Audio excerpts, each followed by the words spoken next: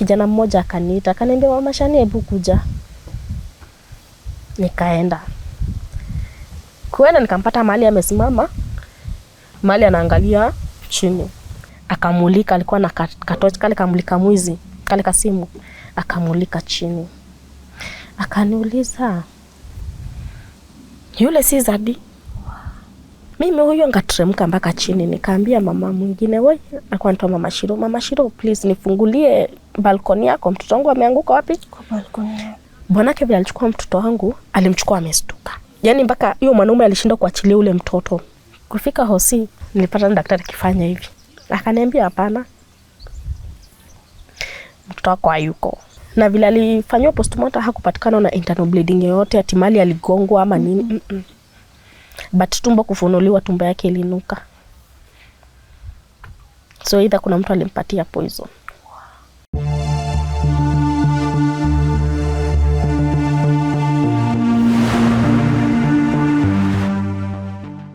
Imagine walking in on your husband cheating on you with your cousin. What would you do?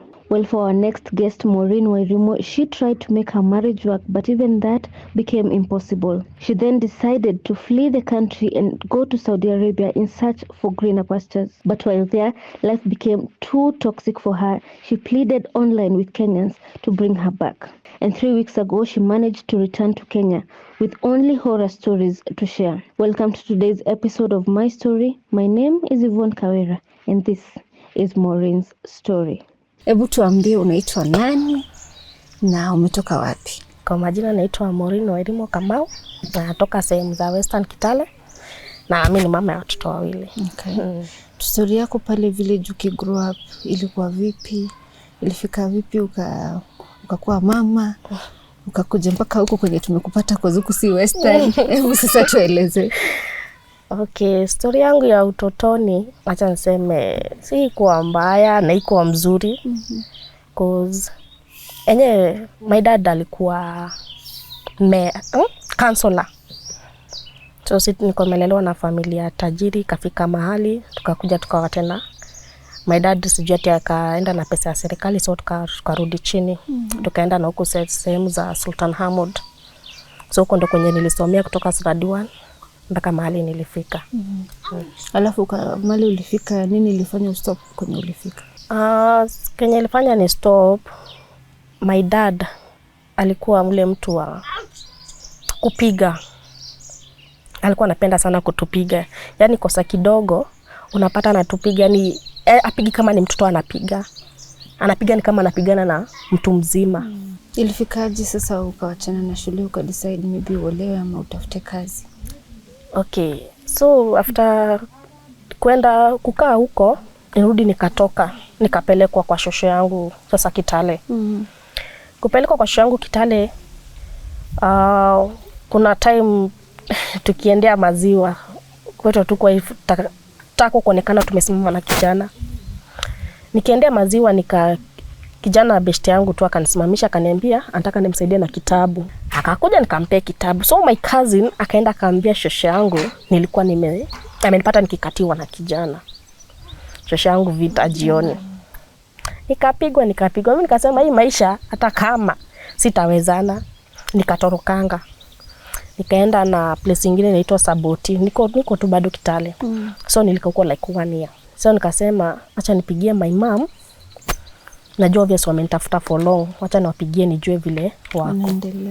Kupigia sasa my mom akaniambia ilikuwa 2011.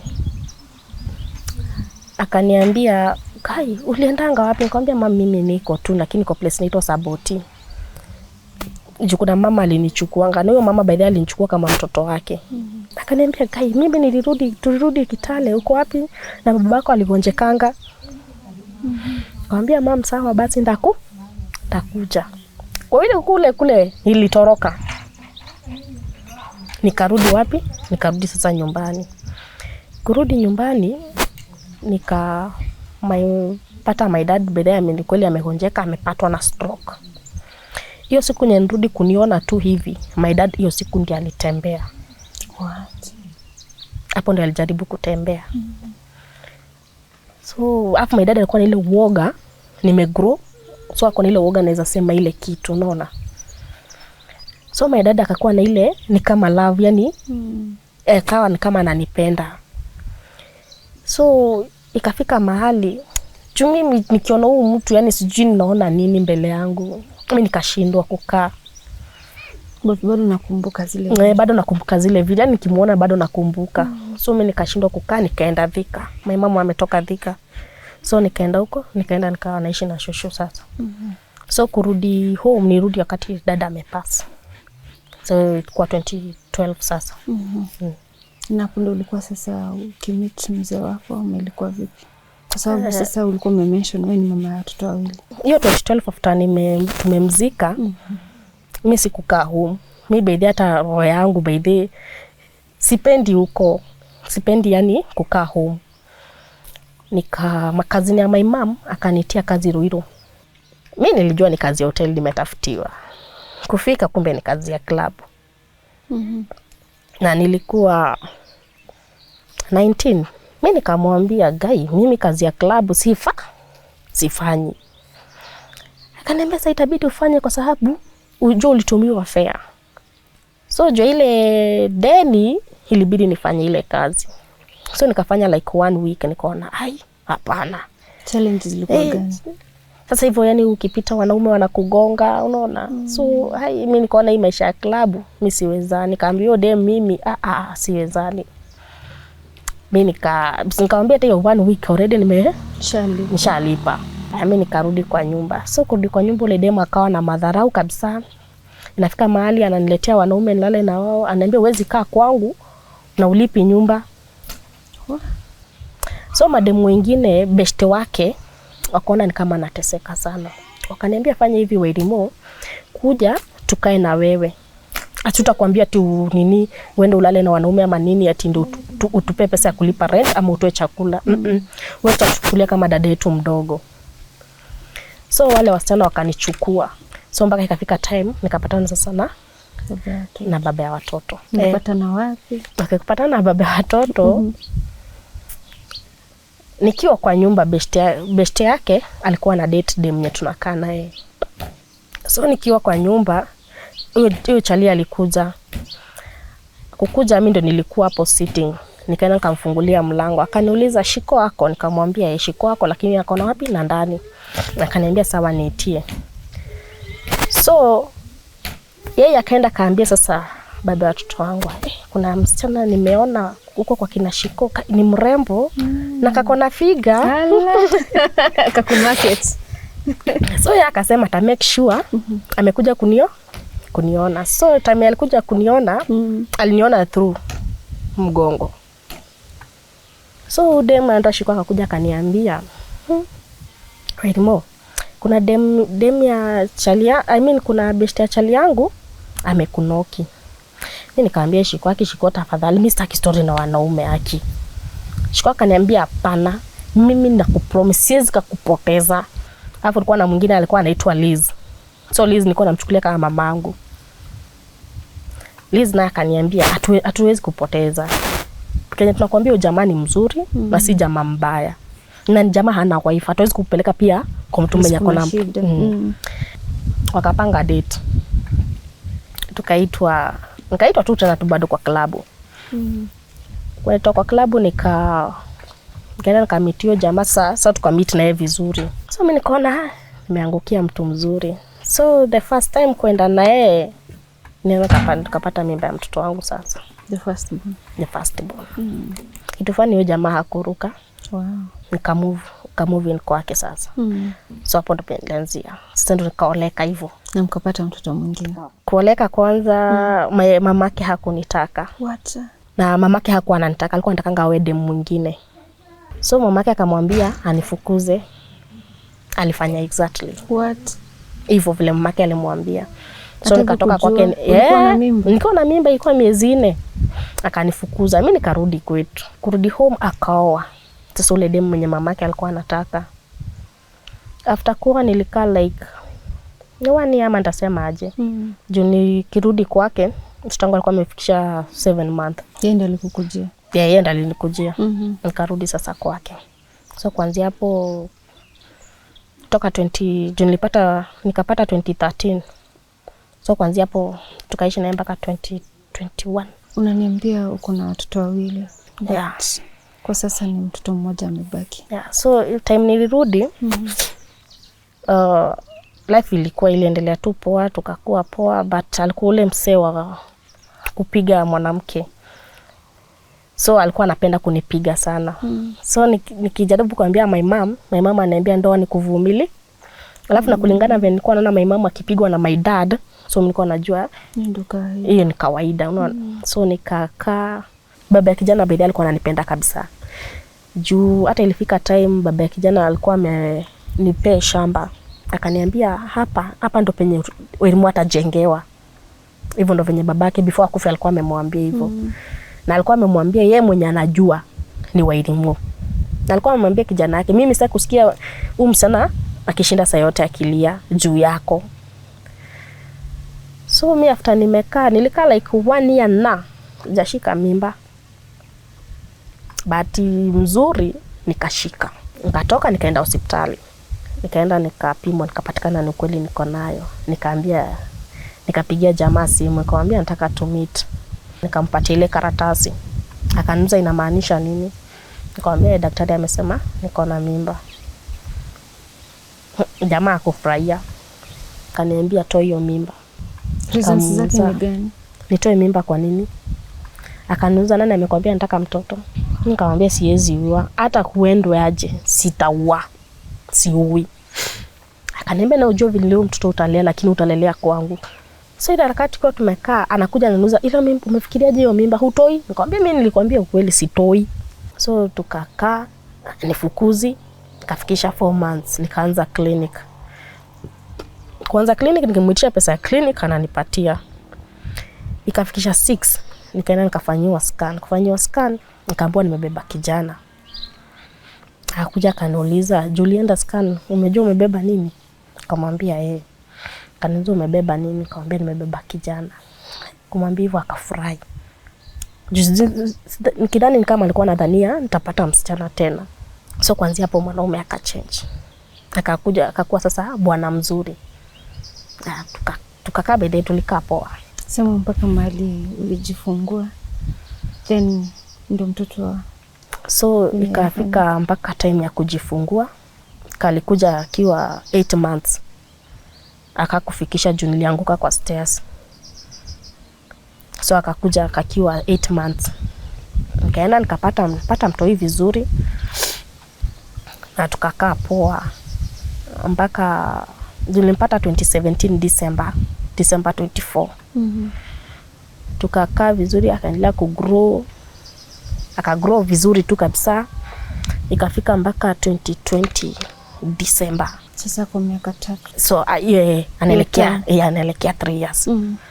Ilikuwa December 4 akatoka nje. Nilimwambia alale. Kumwambia alale akaniambia hataki kulala. For the first time tutangu kukata kulala mchana. Akaniambia sawa mama bye. Nikamwambia uvae tatu. Mama mimi taki tatu, mimi vaa yako. Nikamwambia baba utavaje viatu zangu? Akaniambia hapana mama mimi vaa yako. Nikamwambia sawa. Akatoka akarudi. Akaniambia mamchum. Nikamchum. Mimi kumchum, mimi nikaenda na bedroom. Kakanifuata tena. Akaniambia mamchum. Kwa basi nimekuchum. Chum. Nikachum tena. Sasa akatoka akaenda kucheza. Akacheza, akarudi akanibishia mlango tena. Mama fungulie mlango. Akafungua. Nikamwambia nini baba na mimi nataka kufua. Akaniambia chum. Nikamwambia baba nini mbaya? Akaniambia mama chum. Nikamwambia sawa basi. Nikamchum tena. So kuanzia hapo akaenda. Kuenda nikamwambia na usikuje kunibishia mlango, acha nimalize kufanya kufua. Si nimekwambia ulale umekataa, usikuje tena. Akaniambia mama kuji. Mimi tukaachana. Sio wakati naosha nyumba nilikuwa nimewekelea sweta yake hapa. Unaona sasa kumeanza kuwa na baridi. Nikaosha nyumba sasa nimelalia sweta aje hivi. Nikamaliza kuosha nikauliza sister yake, Shani, Zadi ako wapi avae sweta? Sister yake aliniambia, mama si Zadi ako kwa nyumba amelala. Nikauliza Shani, hebu kuwa serious. Mlikuwa na mtoto hapa nje mkicheza. How come tena unaniambia ati ako kwa nyumba analala? Kaniambia mimi mama ni nadhania Zadi ako kwa nyumba amekuja kulala. So ile dakati alikuja kuniambia chum, hapo ndo walikosania. Sasa sijui vinyo walipitana na sister yake. So sister yake alijua mtoto afanye amerudi. Nikamwambia hapana, Zadi yuko kwa nyumba. Nikuangalia nikaona gate iko wazi. Jipe nilikuwa na kayo gate iko inafungwa 24.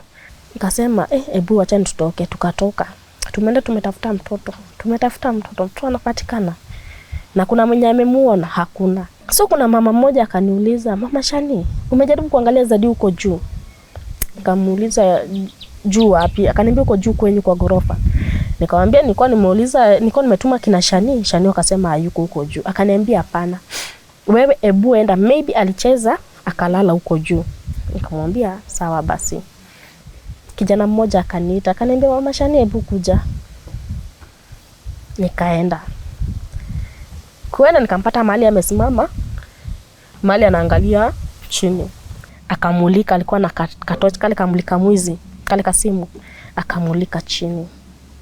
Akaniuliza, "Yule si Zadi?" Nikamwambia atakuwa anafanya nini huko chini? Akaniambia hebu kuja angalia. Kuangalia t-shirt alikuwa amevaa na toja ni yeye. But amelala na tumbo. Unaona, so naonea mgongo. Nikamwambia hapana, huyu si Zadi. Lakini naona kabisa hii nguo before atoke mimi ndiye nilichange hizi nguo. Mimi huyo ngateremka mpaka chini. Nikaambia mama mwingine, "Wewe, alikuwa anaitwa Mama Shiro. Mama Shiro, please nifungulie balkoni yako. Mtoto wangu ameanguka wapi?" Kwa balkoni yake. Ameanguka huko nyuma kwako. Mama Shiro akanifungulia. Hata ni bwana yake ndiye alifungua mlango kutoka juu mpaka chini. Bwana yake vile alichukua mtoto wangu, alimchukua amestuka. Yaani mpaka hiyo mwanaume alishindwa kuachilia ule mtoto. Unaona sasa amemchukua mtoto ameface hivi. So mwanaume alishindwa kuachilia ule mtoto. Nikaambia ule mzee mmetukua tunatafuta naye mtoto. Nikamwambia Baba Gidi, hebu tafadhali tutoke tupelekee mtoto hospitali. Tukaenda na Baba Gidi. Kufika hosi, yeye alitoka kwa gari mbele yangu. So mimi ndio wakati naenda, nilipata daktari kifanya hivi. Nikamwambia huyu mtoto alienda kitambo. Hata si sahi, huyu mtoto alienda kitambo sana. Nikamwambia hapana. Hakuna vile mtoto wangu atakufa na akuwa mgonjwa. Hapana, sitakubali. Akaniambia hapana. Mtoto wako hayuko. So mimi hapo sijui what happened, sijui nini ile happen. Mimi nilijikutanga the following day kwa nyumba. So ndio nilikuja kuambiwa baadaye after mtoto wangu alipass, venye niliambiwa hiyo nilifaint. Kufaint sikurudi normal. Hata tukienda polisi, mimi walikuwa wananiambia niliulizwa maswali but siwezi kukwambia ni nini niliulizwa. Mpaka saa akapelekwa KU. So mimi the following day nilijipata kwa nyumba. So sijui what happened. So after that, mtoto wangu alianguka on Friday. On Wednesday alikuwa anafanywa postmortem. Kufanywa postmortem, babake akanipigia simu akaniuliza, "Ulipea nini mtoto?" Nikamwambia mimi alikula hiyo siku tulikula mandizi. Na hiyo mandizi ni tulikuwa tumekula usiku yake ikabaki. Nikamwambia alikula mandizi. Akaniuliza, "Anaonekana kuna ugali na sukuma. Ilitoka wapi?" Nikamwambia, mimi ugali na sukuma sijui." So kuna mtu alimfeed. Na vile alifanywa postmortem hakupatikana na internal bleeding yoyote, ati mali aligongwa ama nini. But tumbo kufunuliwa, tumbo yake ilinuka. So either kuna mtu alimpatia poison. Which sijaijua ni nani. Mpaka wa leo. Sijaijua ni nani. Hiyo ndio reason uliamua uende Saudi. Alipass December 2020. 2020. So penye nilikuwa nakaa nikaapa. Nikatoka kwa hiyo plot nikaenda plot nyingine. Mama ya kijana akawa anasema mimi ndio najua kifo ya mtoto. Kila mtu anakublame. Kila mtu anani blame. So ikakuwa ni kama mimi ndiye niliua huyo mtoto, unaona? So ikafika mahali yani mpaka hata baba ya mtoto akawa ana kazi yangu, yani naona ni kama mimi ndiye niliua mtoto. Akawa na ile tumadharau. So ikafika mahali akujanga akanichapa. Ndio nikatoka. Na mtoto wako? Nikatoka na msichana. Nikaenda home. Kwenda home nikawa naona life ni ngumu kabisa. Yenyewe sitaweza kufanya kulea huyu mtoto, sitaweza kusomesha na sina kazi. Baba ya mtoto akanipigia simu. Akaniambia anataka nimpe mtoto. Nikamwambia ni sawa. Mimi kukakaa nikasema maybe niacha niende Saudi nione. Maybe nitapata, nizaenda nipate pesa, nijue nini niliua mtoto yangu. Kwa sababu huyo mwanaume alifuatilia kesi, mimi sijui hata kulienda aje, hata sijui niambia. So hata sijui kesi iliendanga aje. But alimalizanga kesi ilishanga hivyo. Na bado haujui. Na bado sijui. Guys, please. Situation yako inazidi kuwa worse. Nilimanage kuhepa nikaenda polisi. Kwenda polisi, they called. Wakapigia ofisi simu. Waliniambia nipigie ofisi simu. Niliuliza kama niko na namba ya ofisi. Ofisi ya Saudi ilisema hainijui. Haikuja na mimi. Misi wa hiyo ofisi. Nikauliza mpaka polisi, hii t-shirt nimevaa ni hiyo ofisi. Nilikuja na Heroes of Knowledge. Hiyo ofisi na huyo jamaa agent anajiita Yusuf. Umemcall umemuita Yusuf. Kama sikuja na hiyo ofisi, how comes nimejua ni yeye Yusuf? So ukaenda Saudi. Kwa sababu ninakumbuka nikiona video zako ukiwa kule Saudi ulikuwa ukilia sana. Nikaenda Saudi. Kwenda Saudi niana kaangukia, tuseme huyo mama kwanza hakuwa mbaya. Jote mwenye alikuwa ananiambia hajaandika Mkenya, lakini kulingana na vile wale watu wamekuwa na wao Indonesia na mimi Mkenya, kazi yangu wa Kenya tunajua kazi kuliko hao. So tukakaa, huyo mama ikafika mahali hakuwa anabaidia, hakuwa anakaa kwa nyumba huyo mama. Na siku ya kwanza akaniachanga na bwanake nikiwa mgeni, nikiwa na 1 week. Akaenda na watoto. Huyo mama akarudi, akaniambia anataka kunifunza niwe napika. Mimi nikamwambia contract yangu hakuna mahali imeandikwa nikuwe napika. Huyo mama akaniambia hapana, kama unataka kukaa huku tukae nawe vizuri lazima ujue kupika. Mimi nikaona wewe niko kwa country ya wenyewe na umetafuta kazi. Na kazi nataka, wacha ni learn. Akanifunza kupika. Mimi nikajua. So ndio ilikuwa the biggest mistake nilifanya, kujua kupika. Huyo mama alikuwa kila kitu ni mimi. So mimi nikakuwa ni kama mimi ndiye mama kwa hiyo nyumba. Asubuhi hata 5 anatuma mtoto akuja aniite niende nipikie bwana. Unaona, bwanake alikuwa na ugonjwa wa sukari. So siku moja akaenda like 2 weeks. Time ya Ramadhan akuja akatuma sister yake. Hiyo mwanaume hiyo time alikuwa shajaribu kunichokoza. Akatuma sister yake akuja niuliza. Sister yake akuja akaniuliza, Maureen, baba shai kusumbua? Nikashindwa, huyu ameniuliza swali inakaaje? Nikamuuliza, mbona umeniuliza swali kama hiyo? Akaniambia hapana. Wewe baba ameshai kusumbua? Nikamwambia hapana. Mimi baba hajanisumbua. Nikakaa nikajiuliza, hebu nimuulize kusumbua aina gani? Nikamuuliza, unamaanisha aje kuniuliza kusumbua aje? Akaniuliza kama baba ameshai try kuniguza. Nikamwambia hapana. Baba hajai try. Akaniambia, sasa sister ya mama akaniambia, chungana na huyu mwanaume sana. Huyu mwanaume before ukuje kuna demo alikuwa hapa na alimrep. Na sister huyo mama akaniambia, na uchungane na huyu madamu wako. Madamu wangu akakuja. So siku moja huyo mama akaniambia, nende ni clean room ya bwanake. Nikamwambia hapana. In Kenya hiyo ni haram. Hatufai clean room ya bwana ya mtu. Nikaenda nika clean. Nikiclean huyo mwanaume anashinda kinishika na huku nyuma. Nikatoka nikaambia huyo mama, hebu ambia bwana wako atoke ni clean room yake. Akaniambia hapana, clean akiwa huko. Nikamwambia nda clean aje akiwa huko? Akaniuliza kwa hivyo anakushika? Mimi nikamwambia hapana, haniguzi.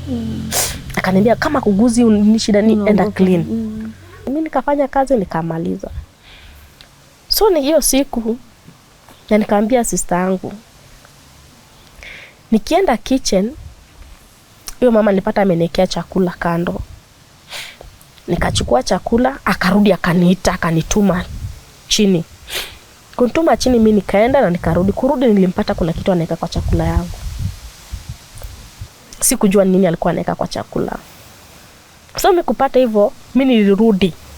Nikaenda nikachukua simu yangu nika text my sister nikamuelezea.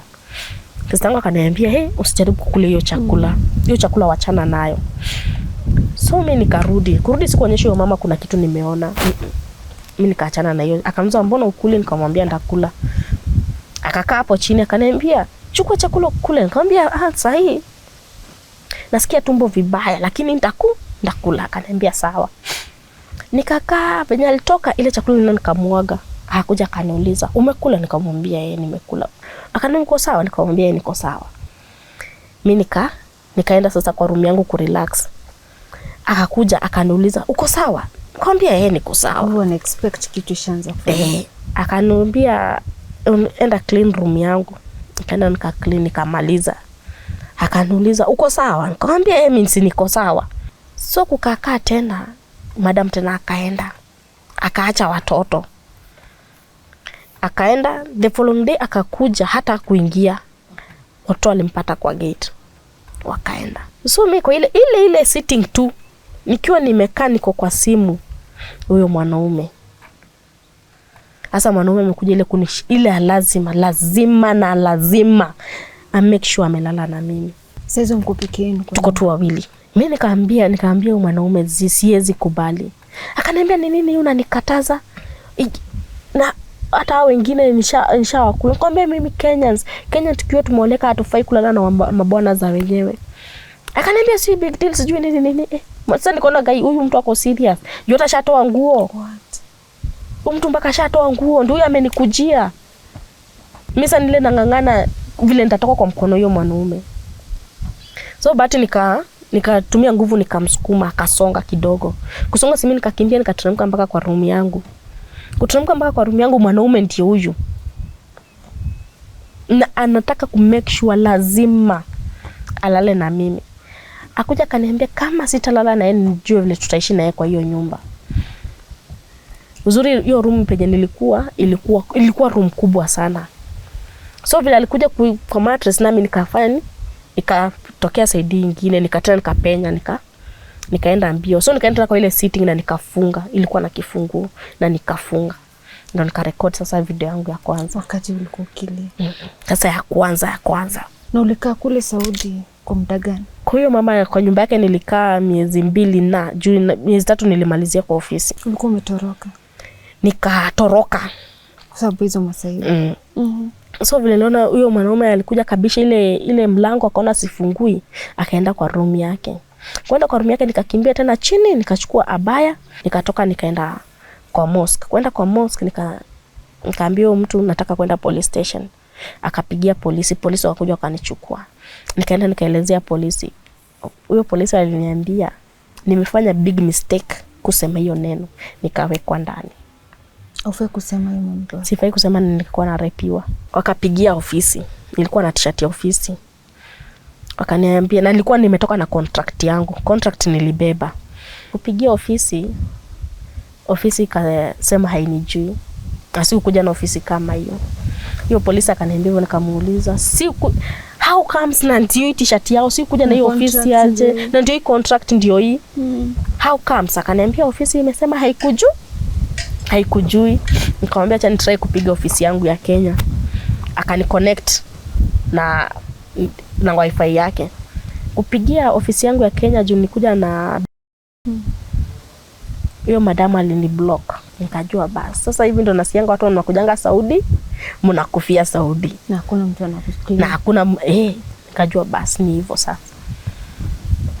Nikafungiwa cell. Bado uko na simu yako? Niko na simu yangu, hakuninyang'anya simu. Simu yangu ndio hii niko nayo.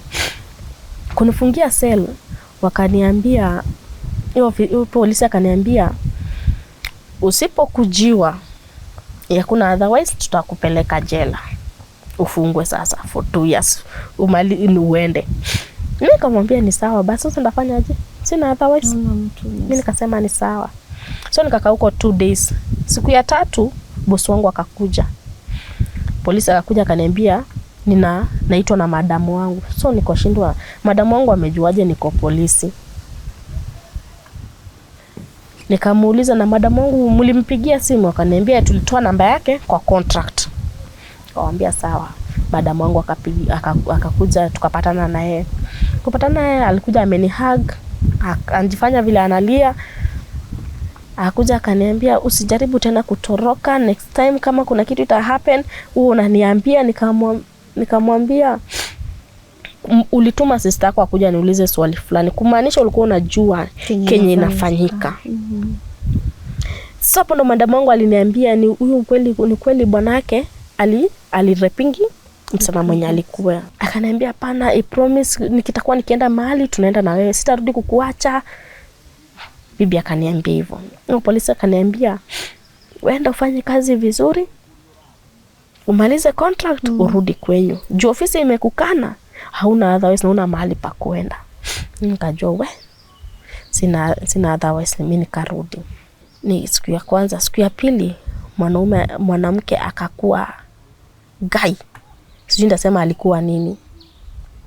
Huyo mwanamke alikuwa anaona kama anaona shetani mbele yake. Mpaka ananiambia vile nanuka, yani nikipita, yani unaona mtu akikuona anakuambia ondoka mbele yangu. So alikuwa yani akiniona ni kama anaona shetani, yani kabisa. Ikafika mahali yani mwanamke mpaka chakula hataki kunipea.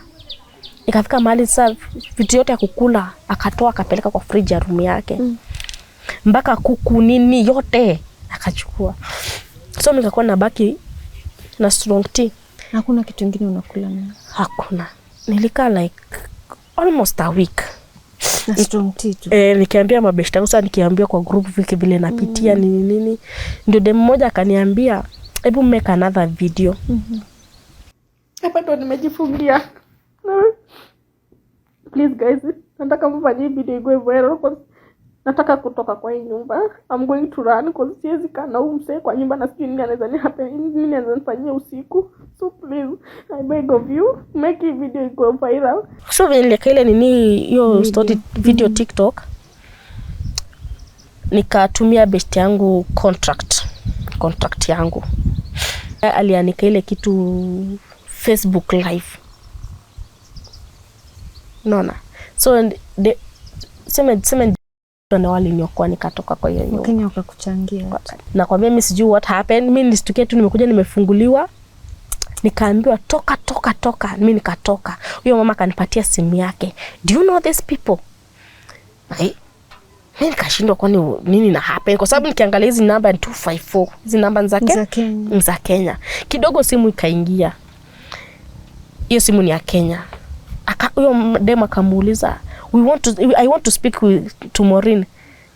Akanipatia simu. Akaanza kai, Maureen, nimeona story yako Facebook nini. Uko aje? Nikamwambia niko poa, nimetolewa kwa store saa hii.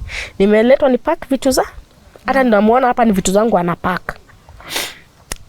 Akaniambia usijali, tuko na wewe na tutasimama na wewe mpaka vile utarudi Kenya. Mimi nikamwambia okay ni sawa. Lakini huyo dem akaniuliza uko na simu yako? Akamwambia hapana, simu yangu nishanyang'anywa, sina simu. Akaniambia usijali, huyu mama tu make sure tumemsumbua mpaka tujue uko safe. Nikamwambia okay ni sawa. Huyo mama akaniambia nakupeleka jela. Utakaa jela for 2 years. Pesa yangu 17,000 haitapotelea hivyo.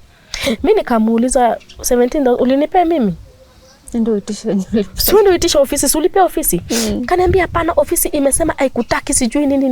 Nikamwambia sasa mimi pesa gani ulinipatia? Mimi hakuna pesa ulinipatia. So mimi nirudishe kwa ofisi niwaambie ofisi. Akaniambia hapana, nakupeleka jela for 2 years. Nikamwambia sawa, nipeleke. Akaniingiza kwa gari tukaenda aba airport. So mimi kuona niko airport nikashindwa nini nafanya airport. Kidogo naona wanajeshi nikasema kusha. Sasa nimeletwa hapa wanajeshi wanichukue wanipeleke. Nikasema mimi mradi bora nitoke tu kwa hiyo nyumba. Kidogo tukaona gari ikachenjiwa, akachange gari na akachukua driver. Sisi.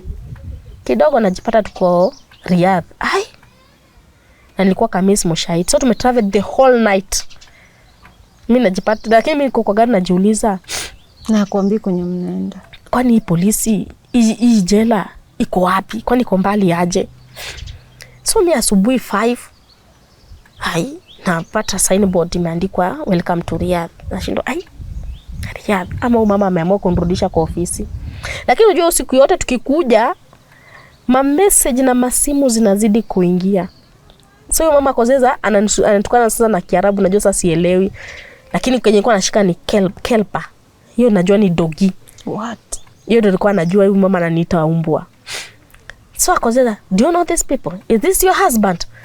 Niko tu, no. No. Kufika kwa ofisi nikaulizwa, are you a drama queen? Mimi nikashindwa, nitakuwaje drama queen? Nikamwambia yo madam hapana, I'm not a drama queen. Mwanaume mwingine akakuja akaniuliza, so you are the one who make the video? Kusema ofisi ya Kenya ni mbaya na Saudi. Mimi nilimjibu tu ni mimi. Akaniambia you will see. Nikamwambia okay, mimi bora najua nimefika wapi kwa ofisi. Alafu kulingana na venye hiyo message za hiyo mama zilikuwa zinaingia, nikajua Wakenya wako na mimi. Hakuna Kenya itani hapenia. Huyo mkubwa akakuja kwa ofisi sasa, agent huyo mkubwa. Kukuja akanipata mahali nimekaa, alianza kunipiga makofi. Wacha anipige. Mimi nikasema okay, nipige mradi mnirudishe Kenya. Akaniambia utaenda ukae na wengine. So nikaenda nikapatana na Mkenya mwenzangu. Huyo Mkenya alikuwa ananiona analia. So mimi tukiwa tumekaa hapo na huyo Mkenya, mimi nikaambia Mkenya hapana, hapa tufunge na kuomba. Kwa sababu mimi sijui ni kwa nini naona kifo tu. Naona hakuna kitu kingine naona kifo. Mimi niacha nianze kulia nikiomba. Wacha nilie nikiomba. Nikiambia Mungu kama kuna mahali nimekukosea nisamee, lakini usikubali nikufie country ya wenyewe. Kama nikukufa acha nikufie kwetu. CCTV katuona. Ujue maombi huko ni kama watakangi maombi. Akakuja akatuambia, akatuuliza mbona mnalia? Tukamwambia sisi tumechoka na maisha. Huyo madam akatuambia hapana, msichoke. Alikuwa madam mzuri sana. Ameoleka na sister wa huyo agent. Na brother huyo agent. Alikuwa madam mzuri. Huyo madam akaniuliza, unataka nini? Utafutiwe nyumba ingine ama unataka kurudi Kenya? Nikamwambia mimi nataka kurudi Kenya. Na kuna before hiyo mimi aniulize hivyo, kuna time bado nikiwa nimefungiwa. Kuna time nilichapwa nikarudi nikaambiwa ni make video. Niseme sasa hiyo ofisi ni nzuri. Juu ile kuchapwa mimi nikosa otherwise. Nikasema ofisi ya Saudi na ya Kenya ni wazuri na wameamua kunitafutia nyumba ingine. Lakini mimi pangu sitaki kazi kabisa, sitaki kufanya Saudi tena. So le madam akakuja akaniuliza unatakaje? Nikamwambia mimi nataka kurudi kwetu Kenya. Akaniambia hivyo ndo unataka? Nikamwambia yeye. Akaniambia hebu tafadhali wacha kulia. Na hiyo kulia yako itakufanya upatwe na depression ama hata kichwa ikakuuma. Kidogo naletewa chakula. Nikaambiwa kula na ukule haraka. Nikauliza huyo dem, "Unawezaje kula food haraka?" Kaniambia ukule na ukule haraka. Driver ako nje anakungoja unaenda kwa ofisi. Ushaona ni kama uko na joy, yani kuna kafuraha fulani uko nayo ndani yako. So niko hivyo nashindwa. Yani naona ni kabisa ni kama naenda Kenya. Kidogo driver akakuja. Mimi chakula hata sijaionja. Driver akakuja, huyo madam akaniambia, "Tokeni." Tukatoka na Mkenya mwingine. Mimi kuangalia driver kuna passport ngapi? Na ticket ngapi? Like a dream country. Kidogo huyo madam wano katusimamia katuambia tupige picha. akatupiga picha. Confirm kwamba ni nini kabisa. Akatupiga picha. Driver, tukiwa tunatoka, driver kaniuliza, is this your Joel? Nikamwambia, ya, hii ni phone yangu. Kuona tu hivyo phone yangu nilijua sifiki ofisi, ninaenda direct airport. Na hivyo ndio ulijipata huko. Nilipata ki. That was 3 weeks ago. 3 weeks ago. Hata sijamaliza 3 weeks, namaliza 3 weeks on Monday. Sijamaliza 3 weeks. We, ni kama movie. But sasa saizi ndo unaanza, kwa mali tunakupata saizi ni kama unaanza life. Sasa ndo. Nini ilikutuma huku kote? Sijui. Just to start afresh, utaki mali kuna memories. Sitaki, yani sasa nangomea nilikuwa home nikatoka home. I know, because pia huko kuna memories mbaya. Jota mimi home by then sipendi home. Wow. So hapo unaanza from scratch. So nikaanza scratch. Nikuulize, ulikuwa umesave kitu yote? Silikuwa, si pesa yangu ndio ilisimamia nini ticket. Okay. Walivuruta jo, walinishanga mpaka M-Pesa pin. So ilisimamia ticket. So nikikuja hapa nilikuja na like only 10,000. Ndio umejisimamisha nayo. Ndio nimejisimamisha nayo. Saizi kuna kale katoto kako umekaona? Bado. Hujakaona. Sasa huwezi enda kuona mtoto bila kitu. Of course. Sijaenda bado kukaona ako bado. Lakini umeyapitia. Sasa life yangu kutoka utotoni mashida. So nafikanga hata mahali na feel ku give up na life. But mali umetoka unajua ndo. It can't get worse than this. Lakini sema acha nitulie, pengine Mungu atanibariki na kingine. Mungu naye atafungua njia. Saizi mtu akitaka kupatia job, akikupigia simu hiyo kwambie niko na job, chagua ni gani? Kai, mimi hata sichagui. Unaweza taka kufanya job gani? Kenya siwezi fanya kitu ya kwanza, kazi ya nyumba wala siwezi fanya. Kazi ya nyumba hapana. Lakini kazi any job, hakuna job ni siwezi by the fanya. Niko ready kwa kila kitu. Sawa. So huyo mwenye anakusikiza na angetaka kuoffer hiyo job ama hata pesa ya kuanzisha biashara, atakupataje? Kuna phone number anaweza ku-reach through? Anaweza reach through my phone number. Okay. Unaweza ishia kwa hii kamera hapa. So my phone number ni 0114 39 20 88. Sema tena. 0114 39 20 88. Hii inaleta jina gani? Italeta Maureen Wairimu ama Maureen Kamau. Okay. Hapo ndo watakupata. Hapo ndo watanipata. Kuna kitu unasikia tumefungia mpaka hapo tumefika. Kuna message uko nayo kwa hata mtoto wako ukijipanga hivi kwenda kumuona. What is this one message you have for either the father to your child, even your daughter now? Message hivi kwa mtoto yangu. Yeye ndio baadaye kila kitu. Hata nikifeel ku give up, namkumbuka, najua niko na mmoja ambaye ananingoja. So hiyo ndio inafanya at least na kuwa strong. Right. Lakini mahali yako anataka ajue nampenda kabisa, hata kama huwa ananionanga once, but kwa roho yangu ako ndani kabisa. Nice. Thank you so much Maureen kwa kukubali kushare story yako. Najua ndo unajaribu kusettle Kenya, lakini tuliland kwa mshindo mkuu. Kwanza vile tuliona ulikuwa na stress sana kule Saudi. Tukaamua because we work very closely na Debra, akatuambia umeland na ulikuwa umetravel kidogo. So wakati ulirudi tukasema na sisi tujilete hapa, tukutembelee tuone vile unaendelea. Na tunashukuru umekubali kushare story yako. Ingawaje ilikuwa ya uchungu sana, hata ukiwa mdogo umepitia challenges. Hata mdogo nimepitia. But this is how warriors are made. So unajua? Kweli. That's how strong people are made. So usi give up, na tunashukuru kwamba umefika hapa ukiwa salama. We are so happy. We know that this is not the end for you. Maisha yako ndio inaenda kuanza sasa. Tukirudi hapa next time tutakuwa tunashangaa kama ni wewe. Ulikuwa ukituambia mashida zenu. Ni kweli. Well, there you go, Tuko family. That has been the story of Maureen. You have heard the challenges that she's undergone. Ever since she was a small child, she's been betrayed over and over again by people she trusted the most. And we're coming back to you to plead with you to support this lovely lady. Support her, help her stand back on her feet. She's just freshly back in the country. She's looking to start her life afresh. And so if you can reach out to her and support her and walk this journey with her, we will be so, so grateful. Once again, thank you so much for staying with us till the end of the show.